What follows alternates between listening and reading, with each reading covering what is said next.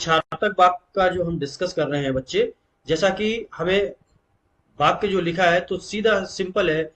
जिस वाक्य में जब हम अपनी बात को कह रहे होते हैं तो उसमें इच्छा को प्रकट किया जा रहा हो, ठीक है, तो वो हमारा क्या हो जाएगा, इच्छार्थक वाक्य हो जाएगा। अब इसकी डेफिनेशन हम कैसे लिखेंगे, इसकी डेफिनेशन हम कैसे लिखेंगे, बहुत सिंपल है। कैसे लिखेंगे, जिस वाक्य में, जिसको स्क्रीनशॉट लेना है स्क्रीनशॉट भी ले सकते हैं, पीडीएफ चाहिए होगा पीडीएफ मिल जाएगा।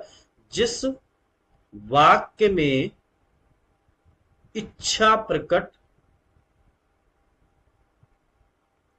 होने का बोध होता हो, बोध होता है, क्या हो गया हमारा, इच्छार्थक हो गया।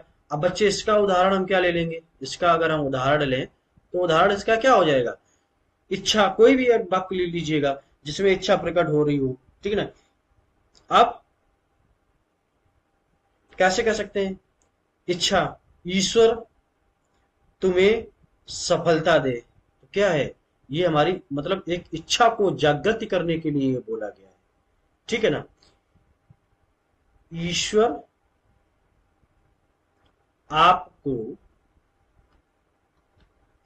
सफलता दे। जैसा कि मैंने स्टार्टिंग क्लास स्टार्ट करने से पहले ही मैंने आपको क्या दिया, मैंने बोला कि आशा करता हूं आप सभी लोग अच्छे होंगे और मेरी इच्छा यही है कि आप लोग सफल हो। तो ये क्या हो गया, इच्छा हो गई। तो मतलब हम, हमारी हार्दिक इच्छा ये है कि आप सफल हो इस एग्जाम में, ठीक है। तो ये इच्छार्थक वाक्य हो गया, ठीक है। अब हम नेक्स्ट इस पे चलते हैं क्योंकि इसके 8 पॉइंट हैं, ठीक है। तो सारे पॉइंट क्लियर करते चलेंगे, ठीक है ना। अब आता है संदेह वाक्य। अब हम बात करते हैं संदेह वाक्य की, ठीक है ना। बहुत सिंपल है संदेह वाक्य की अगर हम बात, जिस किसी वाक्य में, जिस किसी वाक्य में संदेह की भावना प्रकट हो रही हो उसे क्या कहते हैं, संदेहवाचक कहते हैं, ठीक है। संदेह वाक्य कहते हैं। जैसे देखिए बच्चे,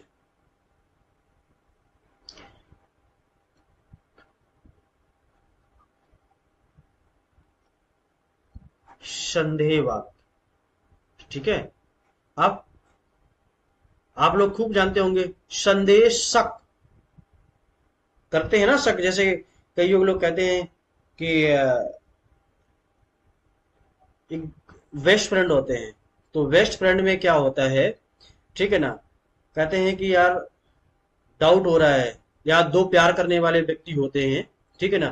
तो लड़का क्या करता है, जब संदेह करता होता है, कहता है कि ऐसा तो नहीं, मतलब ये कहीं और बिजी हो, ठीक है। तो क्या हुआ, ये संदेह हुआ या नहीं हुआ, सोचते हो ना आप लोग।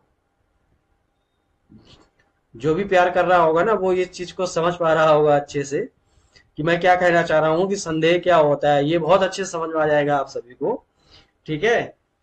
तो बच्चे क्या होता है कि संदेह मतलब शक करना, ठीक है। तो देखिए अपने उसमें लिखते हैं, डेफिनेशन में कैसे लिख सकते हैं, जिस किसी वाक्य, जिस किसी वाक्य में किसी बात या कार्य के पूर्ण होने की संभावना हो, ठीक है ना, या संभावना व्यक्त की गई हो, मतलब भैया भी ना बात, या शक कर रहे हो, या ये कंफर्म हो गया हो कि हाँ ऐसा है, तो आपका संदेह क्लियर हो गया, ठीक है।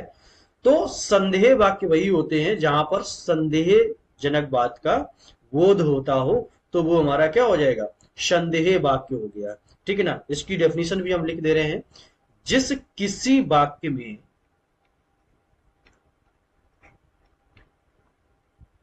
जिस किसी वाक्य में किसी बात या कार्य के पूर्ण होने का,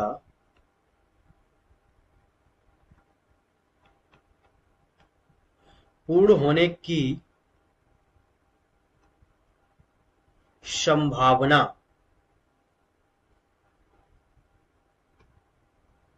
व्यक्त, संभावना व्यक्त की गई हो तो ये हो गया संदेहवाचक। ठीक है ना। अब देखिए इसका एग्जाम्पल हम बता दे रहे हैं बच्चे, एग्जाम्पल कैसे लिखेंगे, उदाहरण। ठीक है, उदाहरण। ठीक है, एग्जाम्पल कैसे, शायद आज पिताजी घर आ जाएंगे या आ जाएं। शायद मतलब जिस वाक्य में शायद शब्द का प्रयोग हो जाए, किसका, शायद आज पिताजी घर आ जाएं। ठीक है, और एग्जाम्पल मिल जाएंगे, शायद आज बात हो जाए। ठीक है, तो संदेह तो है। ठीक है, तो यही वाक्य हो गए, वो संदेह वाक्य होते हैं बच्चे। ठीक है, आप सेकंड हमारा पॉइंट आता है, सिक्स पॉइंट। सिक्स पॉइंट जो हो गया ये हमारा 5 हो गया। सॉरी, थोड़ा मौसम भारी पड़ रहा है ना। अब देखिए बच्चे 6 पॉइंट जो हमारा होता, आज्ञार्थक वाक्य। ठीक है ना, ये भी बहुत इंपॉर्टेंट है। आज्ञार्थक वाक्य सिंपल है, आप अपने पिताजी की आज्ञा का पालन करते हैं ना। लेकिन आजकल ऐसा नहीं होता है। आजकल जो बच्चे हैं वो पिताजी से ज्यादा उसकी आज्ञा का पालन करते हैं। समझ रहे होंगे मैं कहाँ पे कह रहा हूं। ठीक है, तो पिताजी की आज्ञा का पालन कीजिए। ठीक है, बहुत आगे तक जाएंगे तो हम आज्ञार्थक वाक्य की अगर हम बात करें तो जब किसी भी वाक्य में, जब किसी भी वाक्य में व्यक्ति को कोई कार्य करने की आज्ञा दी जाती है। ठीक है, डेफिनेशन मैं यहाँ पे नोट डाउन कर देता हूं कि आप लोग स्क्रीनशॉट भी लेते जाएंगे। जब किसी वाक्य में किसी कार्य करने की, राइटिंग थोड़ा वैसा रहेगा, किसी कार्य करने की आज्ञा दी जाती है, आज्ञा दी जाती है, तो बच्चे ये क्या हो जाएगा हमारा, आज्ञार्थक वाक्य हो गया। जैसे आप पिताजी ने कहा कि, एग्जाम्पल एक दे रहा हूं। ठीक है ना, यदि, बहुत सिंपल, तुम वहां जाओ, पिताजी ने ये कहा। ठीक है ना, उदाहरण मैं एक दे दे रहा हूं यहां पर, उदाहरण। ठीक है, आप उदाहरण कैसे ले सकते हैं, पिताजी कह रहे हैं कि मान लीजिएगा मोहन एक गिलास पानी लाओ, या मोहन आप, कोई भी स्थान बता दिया कि आप वहां चले जाओ, तो ये क्या हो गया, पिताजी ने पुत्र से कहा कि आप एक गिलास पानी लाओ, तो मतलब पुत्र का एक दायित्व ये बनता है कि हम अपने पिताजी की आज्ञा का पालन अवश्य करें। तो ये हमारा क्या हो जाएगा, आज्ञार्थक वाक्य हो गया। क्लियर। अब आता है शर्त सूचक। नंबर 7 पॉइंट होता है शर्त सूचक। अब शर्त सूचक बच्चे क्या होता है, देखिए, जिन किसी वाक्य में या ऐसे वाक्य में क्रिया होना या दूसरी क्रिया पर निर्भर होता है। ठीक है ना, ऐसे वाक्य जो एक क्रिया से दूसरी क्रिया पर निर्भर होते हैं वो क्या होते हैं, शर्त सूचक वाक्य होते हैं। देखिए कैसे, पहले डेफिनेशन लिखते हैं, इसके बाद हम इसका एग्जांपल बताते हैं। जब एक वाक्य दूसरे वाक्य पर निर्भर होता है, निर्भर होता है तो क्या होता है हमारा बच्चे, शर्त सूचक वाक्य होता है। ठीक है, बहुत इसका अच्छा एग्जाम्पल दूंगा आपको हम। ठीक है, तो देखिए एग्जाम्पल क्या हो जाएगा शर्त सूचक का। अब देखिए एग्जाम्पल ऐसे भी कह सकते हैं आप लोग, जैसे क्या करते हैं, जब एक अ, लड़का होता है और लड़की से कहता है कि हम इसी शर्त पे आपसे बात कर सकते हैं जब तुम हमारे लिए ये लेकर आओगे, तो क्या हो गई ये, शर्त हो गई ना। तो क्या होगा बच्चे कि अब निर्भर हो गया, अब आपका जो लव था वो किस पर निर्भर हो गया, कि आप आईफोन लाओगे तभी हम आपसे बात करेंगे। अब क्या हुआ कि लड़का और लड़की निर्भर नहीं रहे, बीच में क्या आ गया, आईफोन आ गया, क्योंकि वो शर्त रखी गई है ना। तो बच्चे यही होती है शर्त सूचक वाक्य, जब एक वाक्य दूसरे वाक्य पर निर्भर हो जाए तो क्या हो गया, शर्त सूचक वाक्य हो गया। जैसे यदि आप, वो तो एक मैंने एग्जांपल बताया है आप लोगों को करने के लिए। ठीक है, अब हम एग्जांपल देखिए कैसे, यदि आप,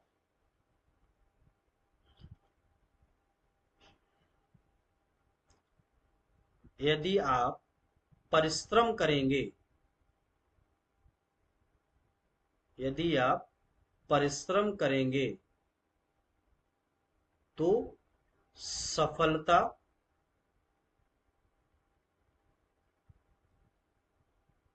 अवश्य मिलेगी, अवश्य मिलेगी। तो देखो बच्चे क्या हुआ, यदि आप परिश्रम करेंगे, यदि आप हमें आईफोन देंगे तभी हम बात करेंगे, और यदि आप परिश्रम करेंगे तो सफलता अवश्य मिलेगी। मतलब हमें नहीं चाहिए आईफोन, मतलब एक एग्जांपल दे रहा हूं। ठीक है, जब आप अपने बेस्ट फ्रेंड को आईफोन देंगे तभी बात होगी, तो वाक्य एक दूसरे पर क्या हो गया, निर्भर हो गया। ठीक है, तो वही है कि जब एक वाक्य दूसरे वाक्य पर निर्भर हो जाता है तो हमारा क्या हो गया, शर्त सूचक वाक्य हो गया। आशा करता हूं ये समझ में आया होगा आपको कॉन्सेप्ट। ठीक है, अब आता है हमारा जो 8 पॉइंट, वो हमारा होता है विस्मयाद बोधक वाक्य। क्या आता है बच्चे, विस्मयाद बोधक वाक्य। ठीक है, तो देखिए बच्चे उस पे आते हैं। बहुत सिंपल है ये भी, इसमें ज्यादा नहीं है, विस्मयाद बोधक वाक्य में भी। देखिए सॉरी,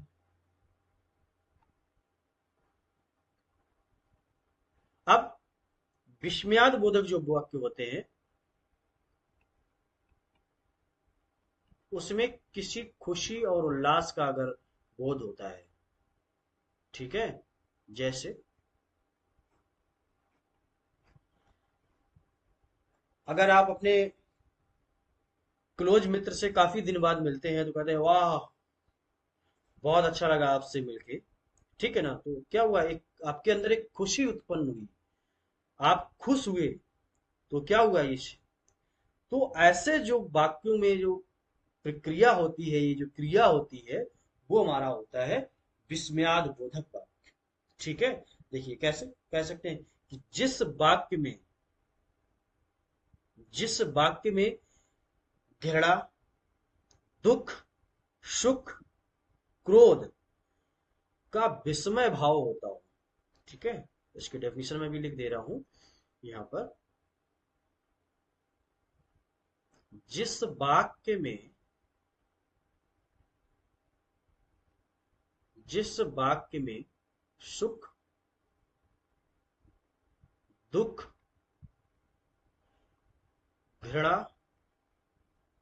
और क्या कह सकते हैं, शोक, और क्या आ सकता है इसमें, क्रोध का विस्मय हो रहा हो, का विस्मय का भाव प्रकट हो,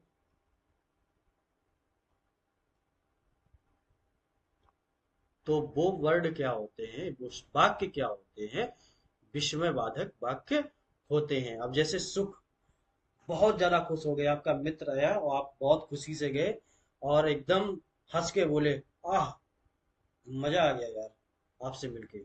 ठीक है ना, दुख, हाय, मेरे को नहीं पता था तुम ऐसे होगे। ठीक है, तो ये क्या हो गया, दुख हो गया। ठीक है, ऐसे ही घृणा, अरे वो ऐसा है। ठीक है, तो इसका एग्जाम्पल भी हम ले लेते हैं। एग्जाम्पल क्या रहेगा? ठीक है, उदाहरण। ठीक है, उदाहरण क्या ले सकते हैं? आह,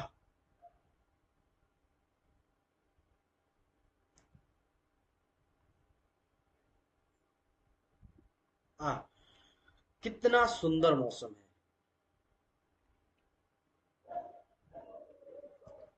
कितना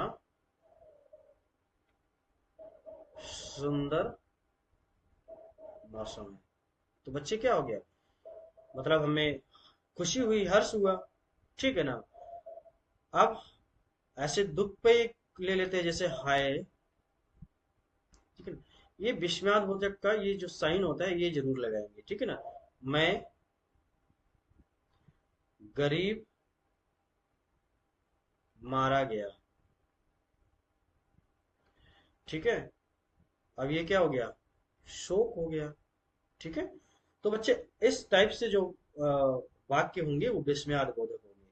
अब हम आते हैं जो हमने सेकंड पॉइंट बताया था, रचना के आधार पे। ठीक है, थोड़ा वीडियो बड़ा हो जाएगा लेकिन क्लियर होता जाएगा सारी चीजें। ठीक है ना। अब ये तो विस्मयाद बोधक हो गया, अर्थ के आधार पर 8 जो भेद होते हैं वो मैंने बता दिया। अब सेकंड पॉइंट पे हम आते हैं। ठीक है ना, क्या होता है, रचना के आधार पर।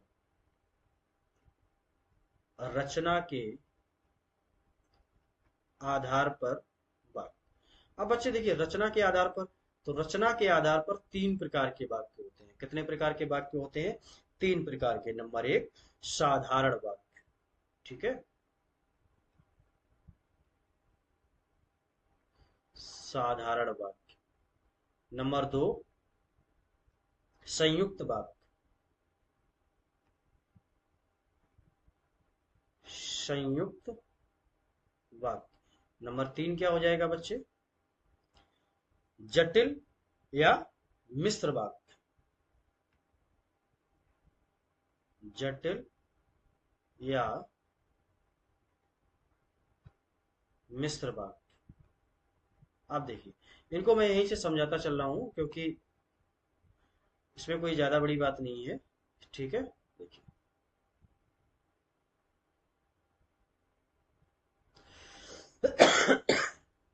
अब अगर के बच्चे हम बात करें साधारण वाक्य का, तो देखिए साधारण वाक्य ऐसे वाक्य होते हैं जिसमें क्या होता है, मैंने वाक्य लिया और मैंने बोला राम पढ़ता है। क्या हो गया, ये साधारण वाक्य हो गया, सिंपल है। ठीक है ना। तो ऐसे शब्द जिस वाक्य में किसी कार्य करने का उद्देश्य हो। ठीक है ना, जिसमें उद्देश्य प्रकट हो रहा हो। जिसमें उद्देश्य प्रकट हो रहा है। ठीक है, साधारण वाक्य होगा। ठीक है ना। जैसे अब राम पढ़ता है, तो राम पढ़ रहा है तो क्यों पढ़ रहा है? वो इसलिए पढ़ रहा है क्योंकि उसका उद्देश्य है कि हमें यूपी आर ओ का एग्जाम निकालना है। तो ये उसका उद्देश्य हो गया, और यही उद्देश्य आप लोगों का भी होना चाहिए। ठीक है। संयुक्त वाक्य। संयुक्त वाक्य ऐसे वाक्य होते हैं जिसमें दो या दो से अधिक सरल वाक्य मिलकर वाक्य बनाते हैं। बहुत सिंपल डेफिनेशन है बच्चे इसकी। दो या दो से अधिक सरल वाक्य मिलकर क्या बनाते हैं, संयुक्त वाक्य बनाते हैं। कैसे? राम आया और मोहन गया। बन गया ना, राम आया और मोहन गया। तो ये क्या हो गया, संयुक्त वाक्य हो गया। अब हम बात करें जटिल और मिश्र वाक्य की, तो ये क्या हो जाएगा, ये ऐसे वाक्य जिसमें, जो संयुक्त वाक्य होते हैं जिसमें दो या दो से अधिक सरल वाक्य परस्पर जुड़कर, फिर से रिपीट कर रहा हूं, दो या दो से अधिक सरल वाक्य, सरल वाक्य, ठीक है, क्या करते हैं, मिलते हैं और एक प्रधान मतलब मुख्य वाक्य की रचना करते हैं, ऐसे होते हैं जटिल या मिश्र वाक्य। ठीक है ना, बहुत सिंपल है, देखिए कैसे। देखिए, हम बात कर रहे थे जटिल और मिश्र वाक्य की, तो देखिए बहुत सिंपल है इसका भी। ठीक है ना, क्या कहेंगे, जिस वाक्य में, जिस वाक्य में क्या होता है, प्रधान उपवाक्य हो, जो प्रधान होता है वो हमारा क्या होता है, उपवाक्य होता है। ठीक है, और उपवाक्य पर ही वो आश्रित होते हैं, मतलब निर्भर होते हैं, तो क्या होता है, वो जटिल हो गया। सिंपल, अब इसका उदाहरण भी, उसने कहा कि मैंने एक व्यक्ति को देखा, मतलब उसने कहा मैंने एक व्यक्ति को देखा, तो ये थोड़ा जटिल हो गया, तो ये हो गया हमारा जटिल वाक्य। ठीक है ना, नेक्स्ट। अब आता है शैली के आधार पर, किसके आधार पर, शैली के आधार पर। तो देखिए, अब शैली क्या होता है आपने देखे नहीं, हम लोग कहते हैं भाषा शैली। ठीक है ना, अब भाषा शैली के आधार पे हम देखते हैं कि वाक्य किस कैसा होते हैं। ठीक है ना, तो हम लिख लेंगे यहाँ पर, पीपीटी सभी को मिल जाएगा, जिसको इसका पीडीएफ चाहिए होगा वो हम दे देंगे। ठीक है ना, शैली के आधार पर। ठीक है, आज आपका ये हम चैप्टर चैप्टर जो है पूरा कंप्लीट कर देंगे। अब देखिए बच्चे, अगर हम शैली के आधार पर बात करें, तो ये तीन प्रकार के होते हैं। शैली के आधार पर भी ये जो वाक्य होते हैं बेटा, ये कितने प्रकार के होते हैं, तीन प्रकार के होते हैं। जिसमें आता है नंबर एक शिथिल वाक्य, जिसमें क्या आता है, शिथिल वाक्य। दूसरा आता है स्मृति वाक्य, और आता है आपका अपवर्तक वाक्य।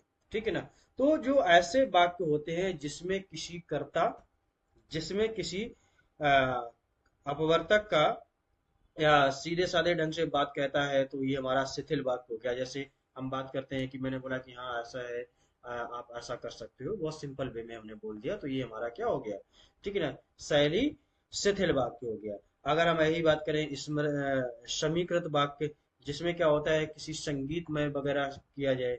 ठीक है ना, तो देखिए हम आपको बताते चलते हैं प्रॉपर। ठीक है ना, शिथिल वाक्य। अब ये जो वाक्य होते हैं कितने प्रकार के होते हैं, तीन प्रकार के। नंबर एक होता है, इसमें सबसे पहले होता है शिथिल वाक्य। नहीं तो आप कहेंगे सर जी तो जल्दी जल्दी कोर्स कवर करने के चक्कर में कुछ छोड़ रहे हैं, ऐसा नहीं होगा। ठीक है ना, शिथिल वाक्य। आप बच्चे शिथिल वाक्य की हम बात करें, तो शिथिल वाक्य में क्या हुआ कि मैंने किसी को अपने नॉर्मल शब्दों में कह दिया कि आप घर जा सकते हैं। ठीक है ना, मैंने नॉर्मल बोल दिया, तो ये क्या हो गया, हमारा शिथिल वाक्य हो गया। अगर हम इसी बात को करें, दूसरा हमारा क्या आता है, समीकृत वाक्य। ठीक है, समीकृत वाक्य। अब बच्चे समीकृत वाक्य क्या होते हैं, ठीक है ना, अब इसमें हम क्या करेंगे बच्चे, जिन वाक्यों में क्या होता है, संगति के द्वारा, जैसे संगति के द्वारा हम किसी से कुछ कहते हैं, अपने वाक्यों को प्रकट करते हैं, किसके द्वारा, संगति के द्वारा। ठीक है, अ,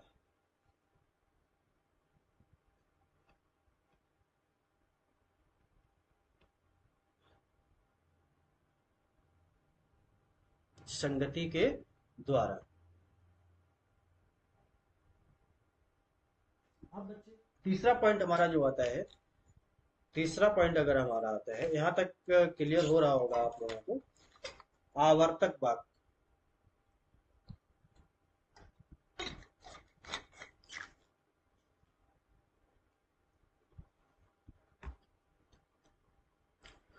तीसरा हमारा बच्चा आता है आवर्तक वाक्य। अब देखिए आवर्तक वाक्य बच्चे क्या होते हैं, जिस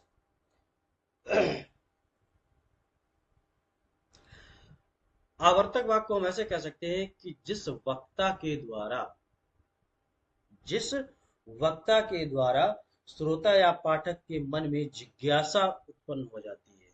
ठीक है ना, तो ऐसे आवर्तक वाक्य जो होते हैं जिसमें क्या होता है, जिज्ञासा प्रकट होती है, जिज्ञासा प्रकट होती है, वो हमारे कैसे वाक्य होते हैं, आवर्तक वाक्य होते हैं। नंबर 4 पॉइंट आपका आता है इसका, जो हमारा है क्रिया के आधार पर। किसके आधार पर? क्रिया के आधार पर। ठीक है।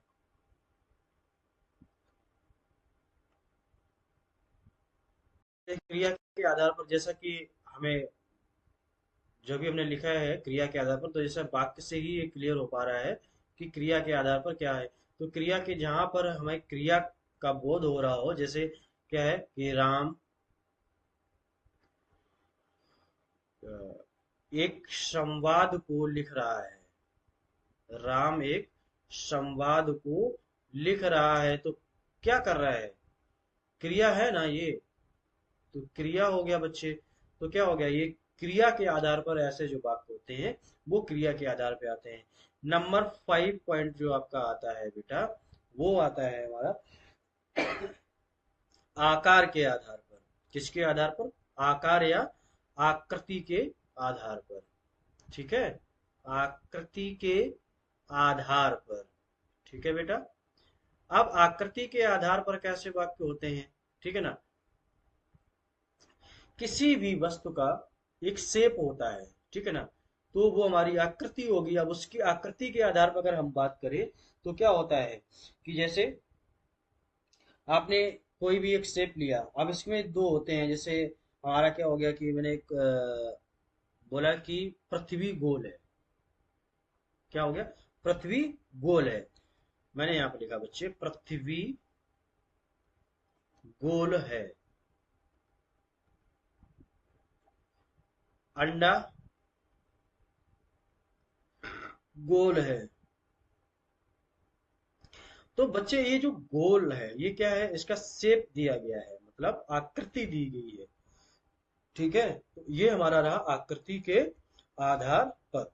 ठीक है। नेक्स्ट, अब हम इसमें हम आपके जो क्वेश्चंस पूछे गए हैं, कुछ क्वेश्चंस वो हम करवाते चल रहे हैं, जिससे आपका जो भी डाउट्स होगा बच्चे वो क्लियर होता जाएगा। और इसी क्वेश्चंस के साथ में आपका ये जो चैप्टर होगा वो आपका फिनिश हो जाएगा। और इसकी जो क्वेश्चंस होंगे, ठीक है, अभी हम नॉर्मली आपको करवाते चल रहे हैं, ठीक है, उसके बाद हम एक एग्जाम से पहले जो भी इसका टेस्ट सीरीज होगा वो हम पूरा करवाएंगे। ठीक है ना। उस समय किसी भी बच्चे को कोई प्रॉब्लम होती है तो आप हमसे डिस्कस कर सकते हैं। मेरा पूरा कोशिश ये होगा कि जब आप एग्जाम हॉल में बैठे हो उस समय आपका कोई भी क्वेश्चन छूटना नहीं चाहिए। ठीक है। अब हम बात करते हैं, जैसे बहुत सारे ऐसे क्वेश्चन ऐसे आप उसमें आएगा, ऑब्जेक्टिव टाइप के ही क्वेश्चन पूछे जाते हैं ना। अब जैसे आता है, आज गणित के अध्यापक ने कक्षा नहीं ली, वाक्य में अर्थ के आधार पर बताइए। ठीक है ना।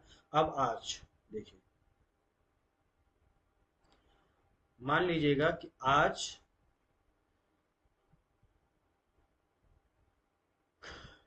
कक्षा में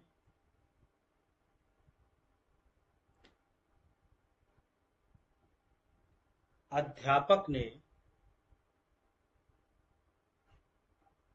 क्लास नहीं ली।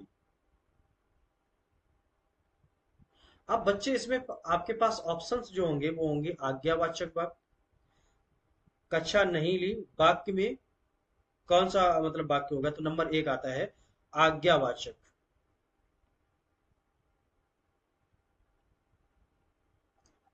आज्ञावाचक वाक्य। सेकंड ऑप्शन आपको मिल जाएगा निषेधवाचक